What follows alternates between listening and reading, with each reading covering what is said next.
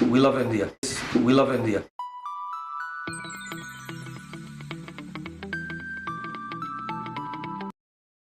दोस्तों, Benjamin Netanyahu हो, Vladimir Putin हो या फिर डोनाल्ड ट्रंप हो, इन तीनों ही राजनेताओं को, जो कि विदेशी राजनेता है, इन्हें भारत में इतना प्यार और मान सम्मान मिला जितने प्यार और मान सम्मान के लिए भारत के भी कई लोकल नेता तरसते हैं। आप मेरी इस बात से पूरी तरह से सहमत होंगे। ये तीनों नेता अगर भारत में इलेक्शन लड़े ना तो भारत के कई नेताओं को हरा दे। सोचिए आप, इसका कारण क्या था? ये भी भारत के प्रति काफ़ी डेडिकेटेड थे। भारत के प्रति इनकी नीयत अच्छी थी। ये लोग भारत का भला चाहते थे। अब दोस्तों, बात कर लीजिए अगर बेंजामिन नेतन्याहू की, तो उनकी पॉपुलैरिटी ने विदेशी नेताओं के मामले में सारे रिकॉर्ड्स ब्रेक कर दिए थे। वो भी भारत के प्रति इस तरह के बयान देते थे कि भारत वाले हर बार खुश हो जाया करते थे, और एक्चुअली वो भारत के लिए बहुत ही अच्छा सोचते भी थे।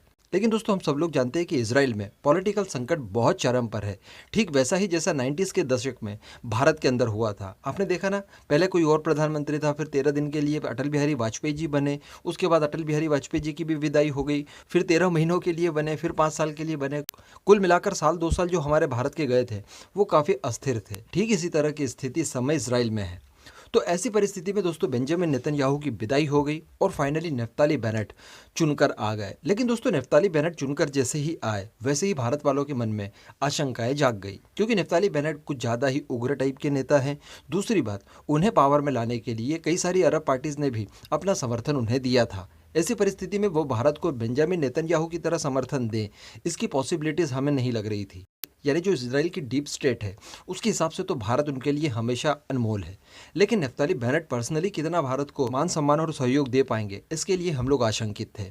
लेकिन दोस्तों, नफ्ताली बेनेट ने भी हमारी इसी आशंका का इलाज करते हुए ऐसी बातें कह दी है जिससे आपको ये लगेगा कि कहीं ना कहीं ये बेंजामिन नेतन्याहू के ही रिप्लेसमेंट है। जी हाँ, आप जानते हैं कि इस समय 5 दिनों के दौरे पर गए हुए हैं इजराइल हमारे विदेश मंत्री एस जयशंकर जी।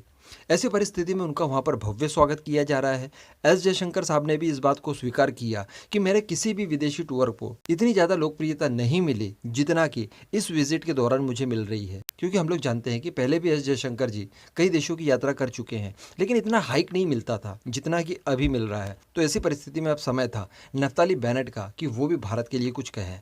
तो आप पहले खुद सुन लीजिए। On behalf of Israelis, we love India. On behalf of Israelis, we love India. We love India. We love India. So it's sort of a consensus in Israel. We view India as a huge friend, the Indian people. We're looking forward to expanding the relationship in all fields, in all dimensions, and looking forward to a very productive meeting. We are today, I think, at a very important stage of our relationship because things have gone very well for us. But it has opened up a whole lot of possibilities. So I think the challenge is how to work to take our relationship to the next highest level.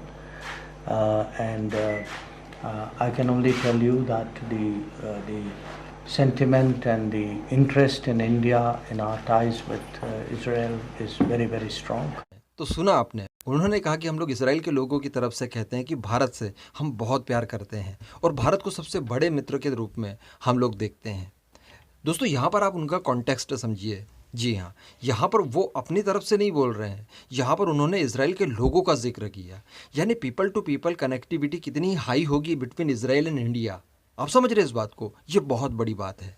ऐसी परिस्थिति में दोस्तों, सरकारें भी विवश हो जाती है आपसी सहयोग को बढ़ाने के लिए।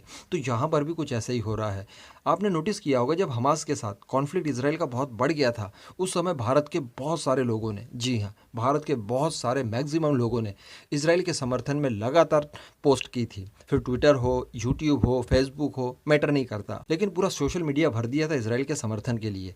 अब इस बात को वो लोग भी समझते हैं, देखते हैं। वो लोग भी सोचते होंगे कि यार, दुनिया का सबसे ताकतवर देश, इतनी सारी पॉपुलेशन है, इतना बड़ा लोकतंत्र है, वो हमें इस लेवल पर जाकर समर्थन कर रहा है, वहाँ का बच्चा बच्चा कर रहा है। तो ऐसी परिस्थिति में उनकी तरफ से हमें रिटर्न गिफ्ट तो बनता था। तो जहाँ पर उन्होंने इस तरह की अच्छी बातें कहकर भारतीयों का दिल जीत लिया। तो कुल मिलाकर दोस्तों, जो भारत और इसराइल के बीच का सहयोग है, ये किसी भी लिहाज से कम नहीं हो सकता। भारत में कोई नेता आए जाए, इसराइल में कोई नेता आए जाए, लेकिन जो भारत और इसराइल की सोल आपस में मिली हुई है, इसे कोई भी अलग नहीं कर सकता। इस बात की गारंटी मैं आपको दे सकता हूँ।